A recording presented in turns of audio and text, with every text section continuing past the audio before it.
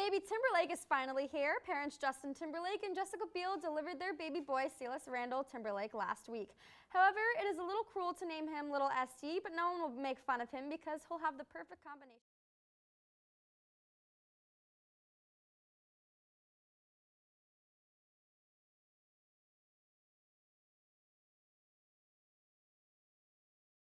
Real housewife Kim Richards was arrested last week for public intoxication at a Beverly Hills hotel. She hid in the hotel restroom for hours until being taken into custody and then kicked a police officer in the leg. Producers of the show say that while this incident will not affect Richards' job, they regret that there was not a camera crew on location. The music festival coach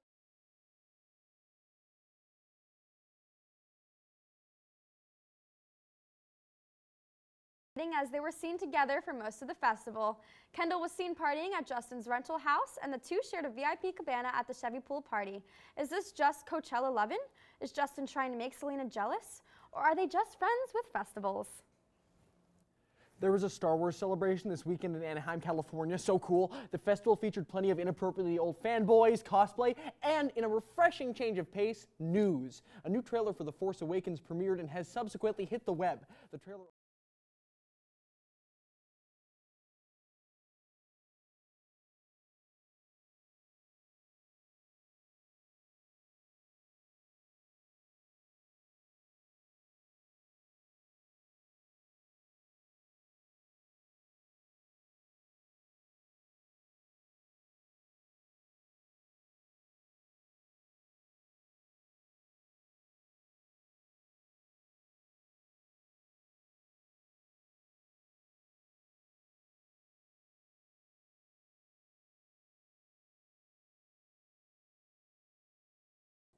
And this wouldn't be the dish without some Zayn news. Now everyone calm down, but Zayn has pulled a Britney.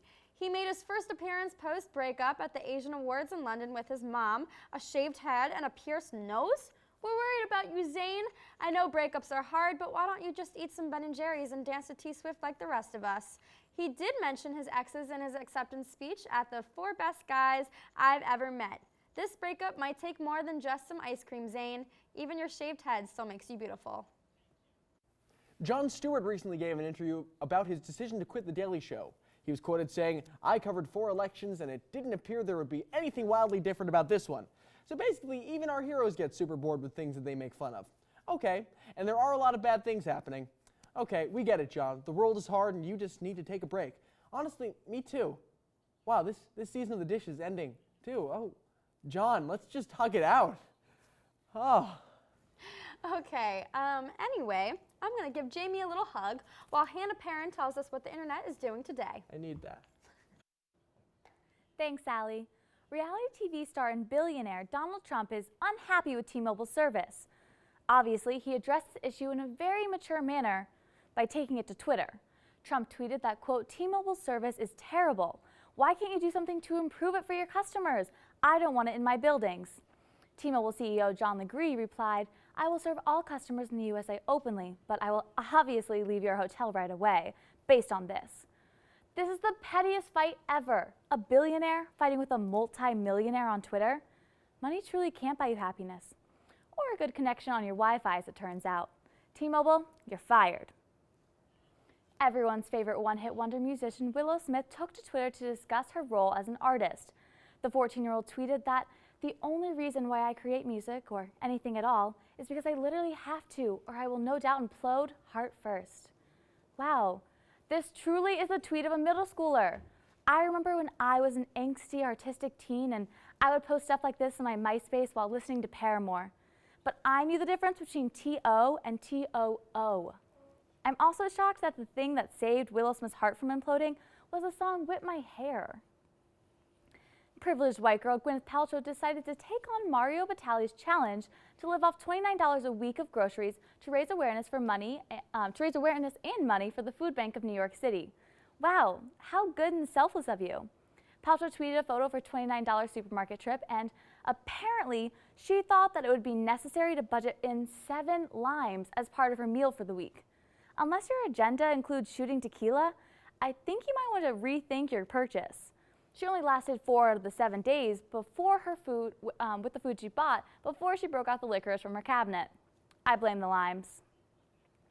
And while most people are keeping up with the Kardashians, this week on Twitter, people were keeping up with Drake Bell. Remember the teen heartthrob from Drake and Josh? He got the hashtag Keeping Up with Drake Bell trending last week after he launched his new website for his fans that he calls Drakesters. Honestly, I haven't thought about Drake Bell in like 10 years. How do these kids even know who he is? Are they confusing him with the rapper Drake, aka Wheelchair Jimmy? What is Drake Bell even doing with his life? He might have to go ask his former co-star and major hottie Josh Peck about starting a successful career on Vine or something. All right, that's all I got for you guys tonight. I hope you've enjoyed ridiculing celebrities this season with me. Back to you guys. Aw, Hannah, thanks. We love you so much. She's so cool. She really is. And speaking of blonde cuties, let's throw it over to Aaron Kenningsberg to tell us the hottest gossip. He's blonde. I'm excited. Oh, so sweet. Thank y'all so much, guys. And you should be excited because, oh boy, we are gonna rock these rumors right. No more Mr. Nice Guy. Dennis Quaid has taken off his fedora, or so it seems. Last week, TMZ released a video of Dennis yelling at the crew on the set of an undisclosed project.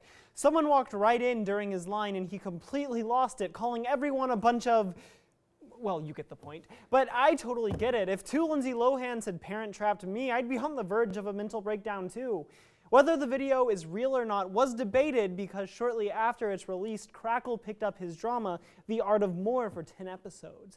I thought the whole thing smelled of a publicity stunt personally, and I turned out to be right on the nose. The video was just a part of a Funny or Die sketch. I'm still hoping for a real meltdown the day after tomorrow. Bad news for the many Big Sean fans out there and the slightly larger number of Ariana Grande fans. The two musicians have recently split, apparently mutually. She just had to break free, but you know, at least she has one less problem. Sean might not be feeling so big just about now, though. He tweeted, "Just know I love you and care for you," after the breakup.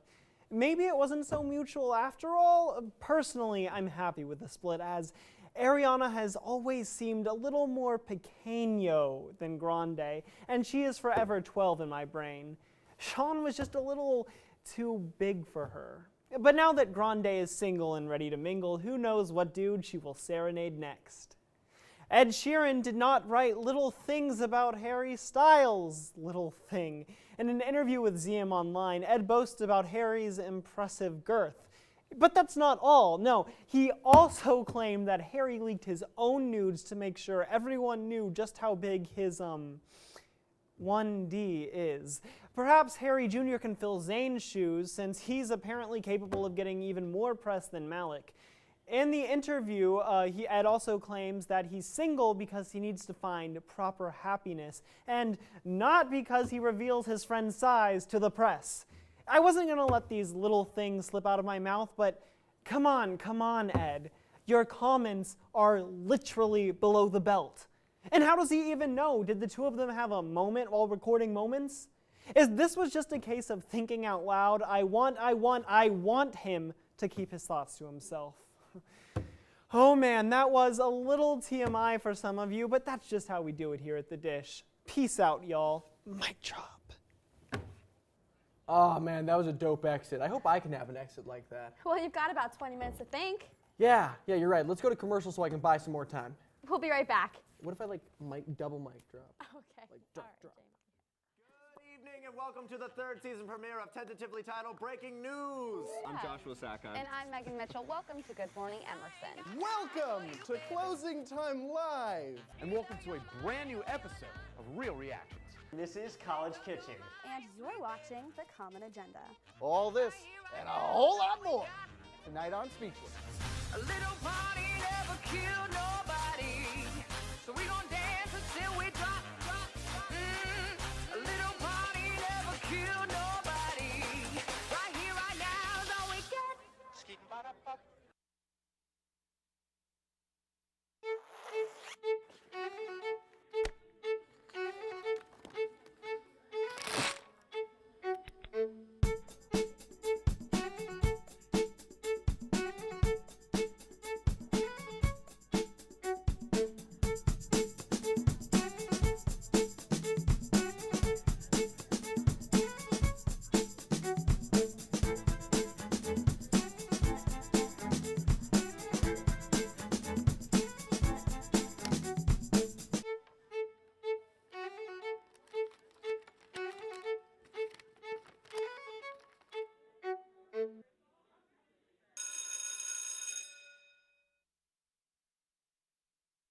Welcome back to The Dish. Thanks for tuning into our season finale.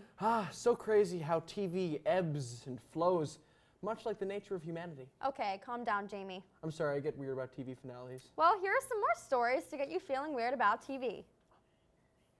Marvel is currently discussing the possibility of an Agents of S.H.I.E.L.D. spin-off in the works. But could this simply be too much Marvel? With its increasingly popular shows, including Agent Carter and the groundbreaking Netflix release of Daredevil, Marvel obviously never heard the words of ancient Chinese philosopher Lao Tzu. The flame that burns twice as bright burns half as long. And Marvel is firing on all cylinders with no signs of stopping. Hopefully these shows will not just be a flash in the pan, because DC has the rights to Flash. Comic book joke. The 74th Annual Peabody Awards are in, and the winners are, what's a Peabody Award, you ask? Is it like an Oscar or an Emmy? Kinda, but no, they're sort of a big deal, I guess. Some old lady on Facebook said that a Peabody is worth a dozen Emmys, so they must mean something. Well, anyways, last week, Tonight with John Oliver, Fargo, and other shows won the awards, and Sir David Attenborough was given some sort of lifetime achievement thing, I think. I mean, he has been awarded a knighthood before, but that's nothing compared to a Peabody. Winter may not be coming quite yet, but more episodes of the 5th season of Game of Thrones are. The rating-shattering premiere was the most popular yet, breaking their past record by 1.5 million viewers, and the viewership is growing strong. Times may be changing, but murder, intrigue, and incest are as popular as ever. And unlike Tyrion, the world knows what it wants. Spoiler alert. Fans of Castle, like myself, and I'm not talking about one of those fortresses in Westeros, are on the edge of their seats as the fate of the show hangs in the balance. The star Nathan Fillion of Firefly fame has signed a new deal to return as the title character, but showrunner David Amann has declared that he is not coming back. To make matters worse, Fillion's co-star and leading lady Stana Katic has yet to confirm her involvement either, and has reported saying that she will not return if the role has no artistic value. We will just have to wait and see if Nathan Fillion will captain another canceled show, or if everything will work out and reach serenity. I love not knowing what shows will get renewed. The tension. Hey, do we have any status on The Dish yet? I mean, because we've been texting our producers, and they're like just really bad at texting apparently, because they haven't gotten back to us. Yeah, same. That's weird. Let's go talk to them while Peyton Lewis talks to you about some of that good TV. Thanks, guys. Let's delve right into that good TV, Jamie.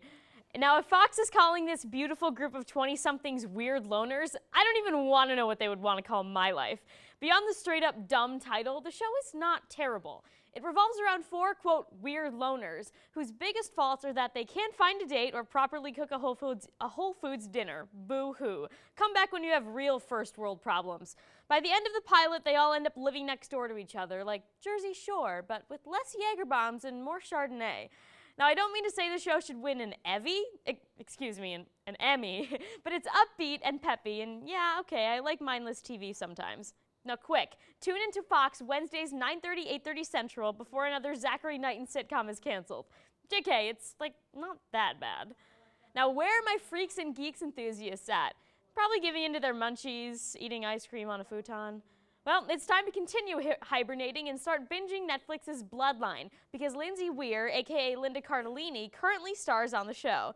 As per usual, Netflix is crushing it. The show revolves around the Rayburns, a family that owns and operates a hotel in the Florida Keys. And like Gretchen Wiener's hair, this family is full of secrets, drugs, adultery, you name it, they've got it. While the show revolves around the entire family, it focuses primarily on the 4 Rayburn children and their mommy and daddy issues. It's kind of like a redneck version of a Wes Anderson movie.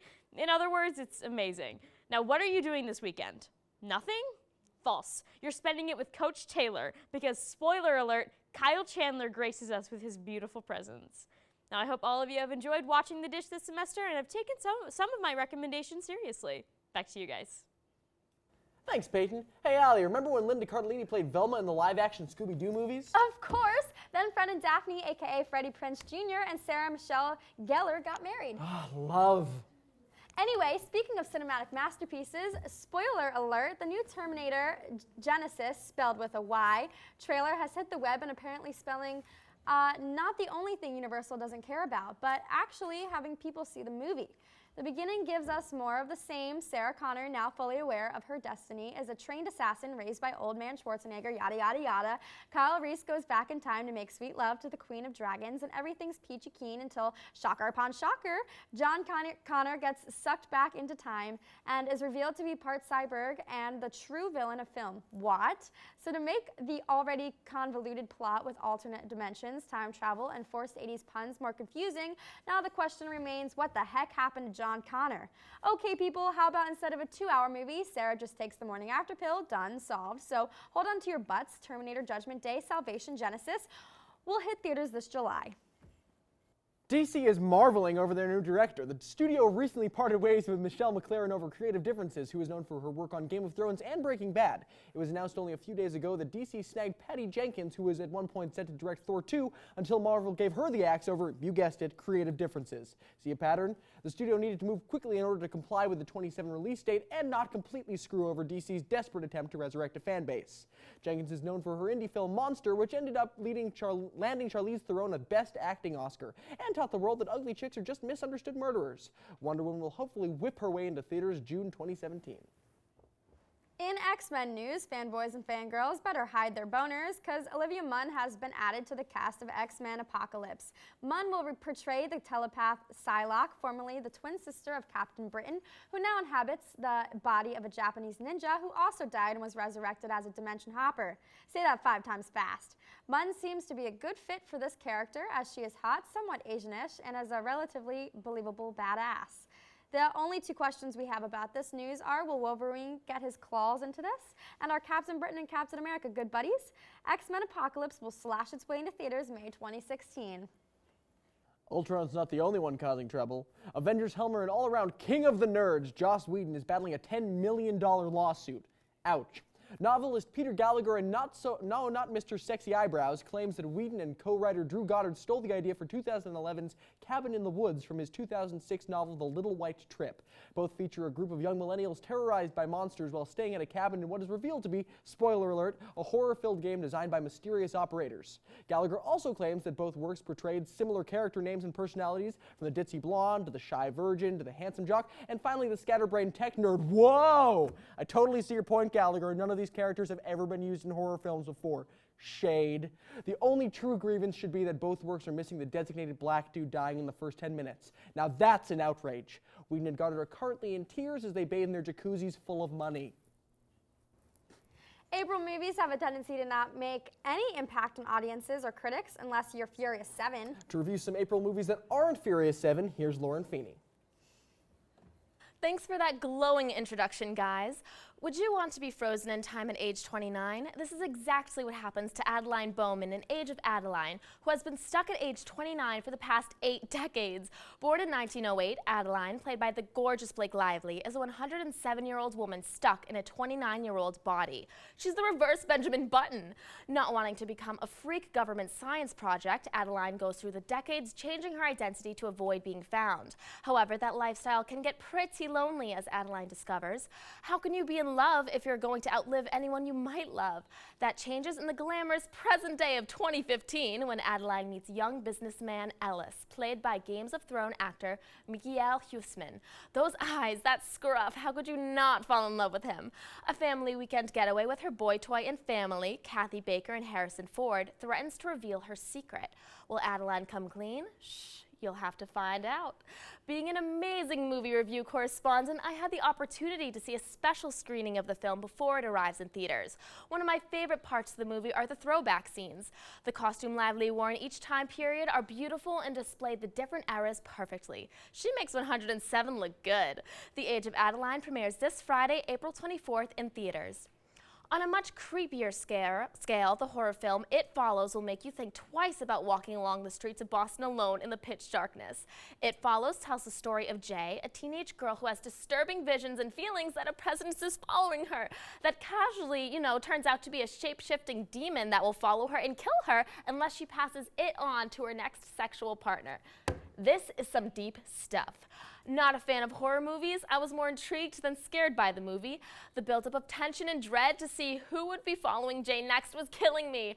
I don't think I'll be walking home alone at night anytime soon. The indie flick has gotten more buzz than initially given credit for, with a possible sequel in the works. Maybe the next movie should be called Follow It? Now that would be an interesting plot twist to die for. Speaking of shape-shifting demons, back to you guys. Well, thanks for that, Lauren. Seems like it's really tough to find good movies out in April. But the good news is summer movies are right around the corner.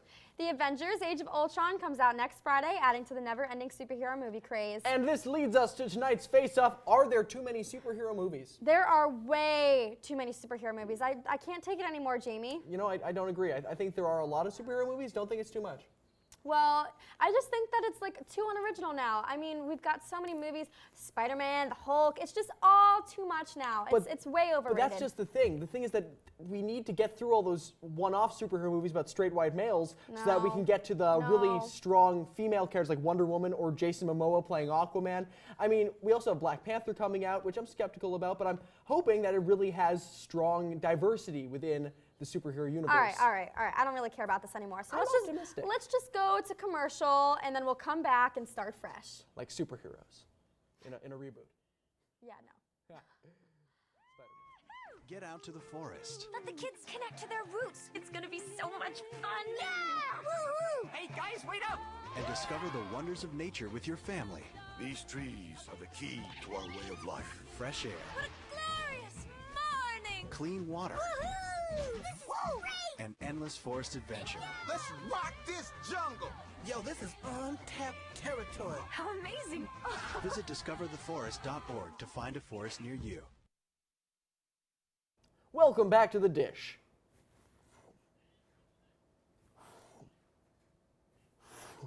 The Comeback Queen is making another comeback. Pop star Mariah Carey plans on releasing a greatest hits album titled #1 to Infinity on May 18th, which includes 18 of her #1 hit singles plus a new song called Infinity.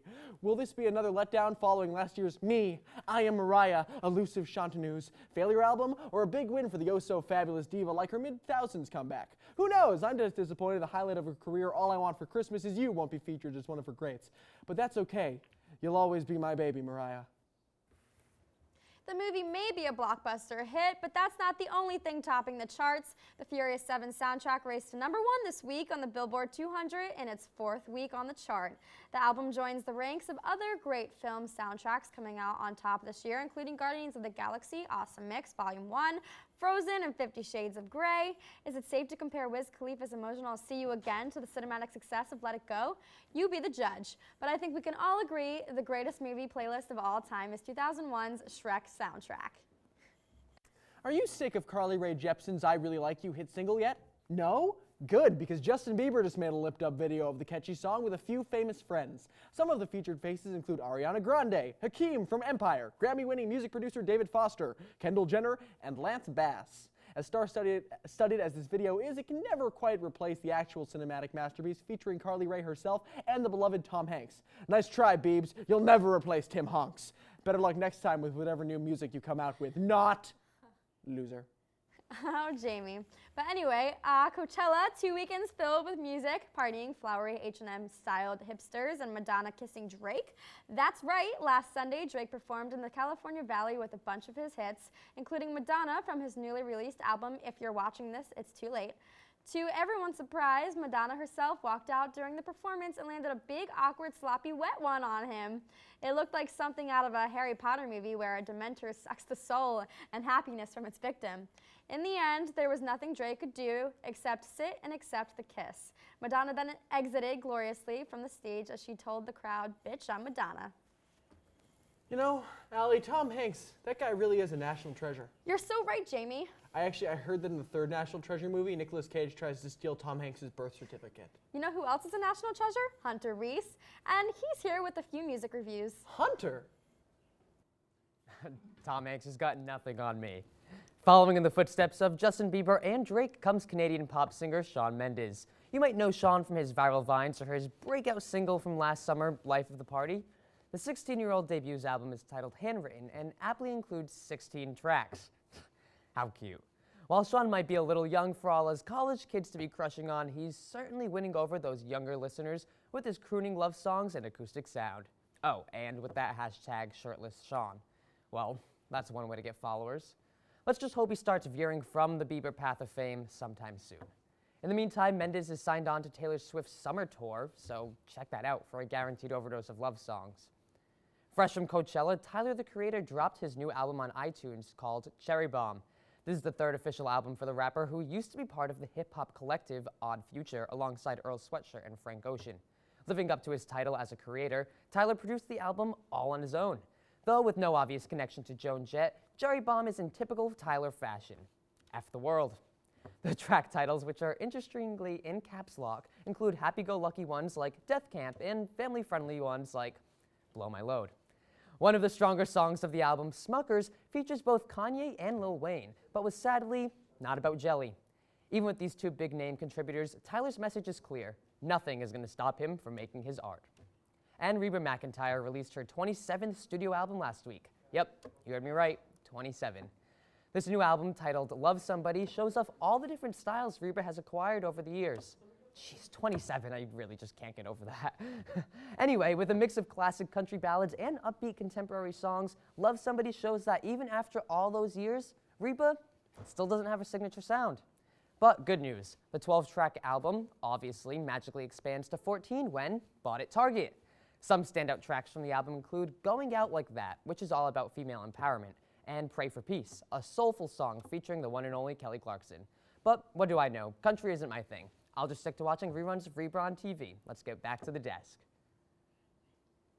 Thanks, Hunter. Now, it is time for this show to end. This is the end of our season, and we have not one, not two, not four, but three! Three graduating seniors. Let's have Lauren, Sam, and Emily. Please come on over up, here so we guys. can embarrass you on camera. Hey, guys. Hey. Oh, so we just wanted to thank you Applaud. guys and Thank appreciate you the so time much. and effort you put onto this season. And now, in order to really appreciate this, we have a look back. A look back. Let's take a look. Looking back. Let's look back. Look back. Well, it's that moment we've all been waiting for. Welcome to The Dish. I'm Jamie Sanders. And I'm Allie Reed. Oh, bitch better have my money. Faith in humanity is lost once again. Or after buying 2 cats and doing a lot of baking, it looks like Taylor Swift has found another boyfriend. There are endless opportunities and lots of awkward white people. I feel like a boob with I literally can't take you right now. I'm sorry. This is like too much for me. Sassy pants. Oh. The only right direction is the direction where all 5 of those boys are together making art. What direction was that? One direction. What's wrong, Jamie? The show's over.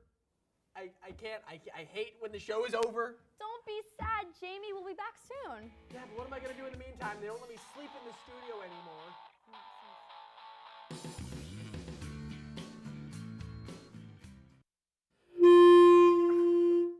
From all of us here at the Dish, have an excellent summer. And thanks for watching. Thanks for your Bye. feedback, studio. Oh, I'm going to miss everyone, especially Jamie, but not really.